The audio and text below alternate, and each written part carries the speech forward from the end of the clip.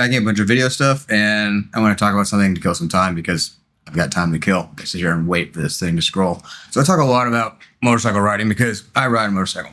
I've got a whole other channel devoted to the motorcycles that I build, or at least try to build very badly and have lots of problems with. But that's a whole other thing. Riding a motorcycle is an inherently dangerous thing.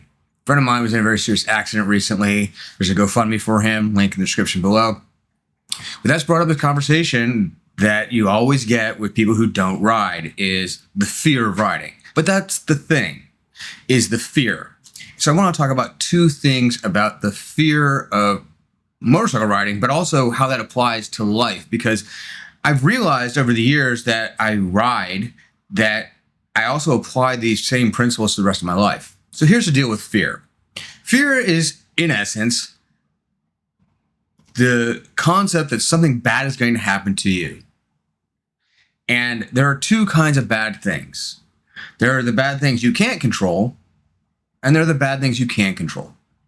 And our typical response to the bad things we can't control is to not get into that situation where we can't control it. So, for example, riding a motorcycle. Well, if you get hit by a car on a motorcycle, you're in a world of hurt. So how do you avoid that? Don't get on a motorcycle. Stay in your car. You got a nice safe cage all around you. That's one way to do it. But if you apply that to your life, how do you avoid embarrassment? Don't give that presentation. Don't say hi to that stranger. Don't make the funny comment that you're thinking in your head because other people might not think it's funny. It's avoiding all those little things, and it's making your life smaller, and it's cutting you off from the rest of the world. It's living in a cage. It's living in a box where you don't feel the world around you. And that's one of the things I love about riding on a motorcycle, is because when I'm on the motorcycle, I feel the temperature change over the course of the ride. Or at night, in the fall and in the spring, it's really cool. There's a particular place when I ride from the bar I work at to my house. Every time I hit this one stretch of road, the temperature drops. You can physically feel the temperature drop.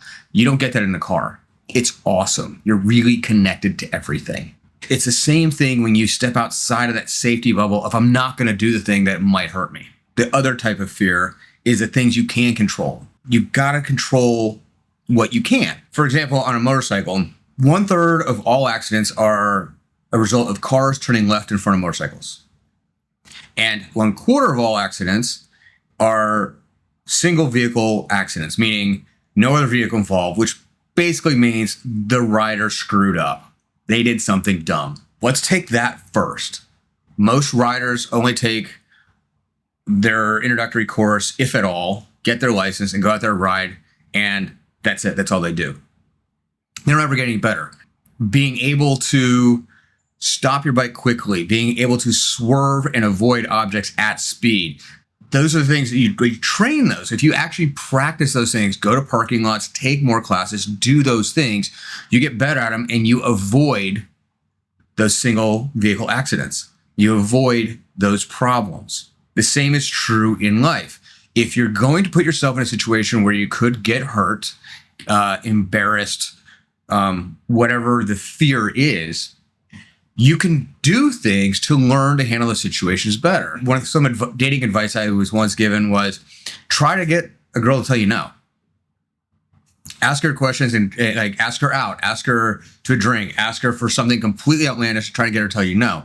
It puts you in a situation where you're learning to handle the situations better. I was an introvert and I am an introvert, and I spent years in a business that allowed me to spend 40 plus hours a week working alone. And I enjoyed that. And then I switched to a business that forces me to work 40 hours a week in front of other people. I had to learn to get good at interacting with people later in life. And that was huge. But now I'm more comfortable in those situations. I'm not afraid of rejection and failure the way I used to. I mean, I still get fear of rejection. We all have that. But it's not this monumental thing that's going to terrify me that I don't do it. So I apply that principle of learning to ride the motorcycle better with that. And there's the area where these two things intersect, which is where the car turning left. When you are in those situations, where things can happen that you can't control, you can always control your response to it. So, for example, on that motorcycle, that car turning left in front of me. I can't control that car. That car is going to do what that car is going to do. If I haven't practiced my emergency braking or my emergency swerving, I'm going to have less opportunity or less skill available to avoid that accident. If I have, then I can potentially avoid that car, or at the very least hit it at a much slower speed and get hurt a lot less. The same thing also applies to any other situation in life where you have that sense of fear. If you learn to adapt, you put yourself in that situation over and over and you practice the skills around it, you can avoid it. So ask somebody out and they reject you, and you could be this rage monster guy who turns it around on the girl and makes it her fault and blames her because his ego's hurt. And don't be that guy ever.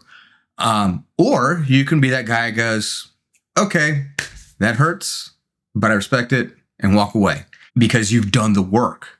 You've done the skill set of not just learning how to ask somebody out, but the skill set of learning to accept rejection, of not taking their rejection of you as like a personal attack or a personal insult or a validation or invalidation of you as a human being, but simply as their choice. Just like I can't control that car turning left, that's their choice.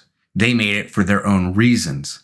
And it had nothing to do with me. I guarantee you, cars don't turn left in front of motorcycles because they're like, oh, screw this motorcycle, I want him to hit me, or I want to cut this guy off. They turn left in front of motorcycles because they either don't see you or because they think they've got the room. It's that simple. It has nothing to do with the motorcycle. They're not trying to cause you harm. Same thing with asking somebody out. They're not rejecting you because they want to hurt you. They're rejecting you because you don't align with what they want right then. And that's just life. It's not personal. But you can apply this to everything in life. One, put yourself in those situations.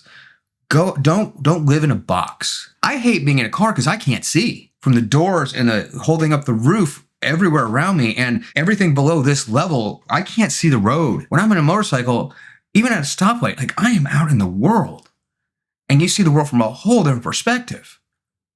It's amazing. And it's the same thing when you get out of that box, that comfort zone, you just are like, whoa, the world is so much cooler. You see so much texture. You see so much, like, this sounds really weird, but if you're on a motorcycle and you're sitting at a stoplight and you look at the edge of the road, like between the curb and the white line on the side of the road, you notice there's a lot of dirt and grit and stones and whatever that get pushed over there by like the air coming around the cars. But the main lanes are pretty clear. That's a detail of life that you don't notice in a car because you literally can't see below there. You also see really cool things, birds up above that you can't see because the roof of the car is there. And, squirrels and raccoons and stuff running along the side of the road. Awesome stuff. And it's the same thing when you get out of that metaphorical box of fear that you put yourself in. You begin to see so many cool things in life that give it so much texture and interest that you never even realized was there. And you do that by one, saying, I'm not going to let the fear of this thing stop me. Instead, I'm going to let this fear of this thing inform me as to what I need to do to have better control of the situation.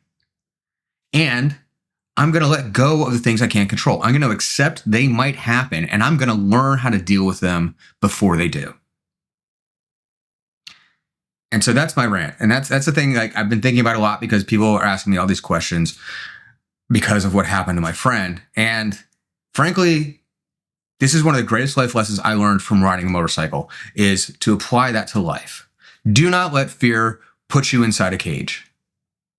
And do not let the things you can't control stop you. Learn how to deal with them before they stop you. And that's it. That's my life advice from riding a motorcycle for today. And my thing has stopped processing, so I'm going to get back to that. Peace. Hey, almost forgot. This channel now has a members only section with some exclusive things just for members. There's a link down below under this video that says join. Click that to find out more. I think it's going to be a really cool thing to build a new community for this channel, so check that out. Peace.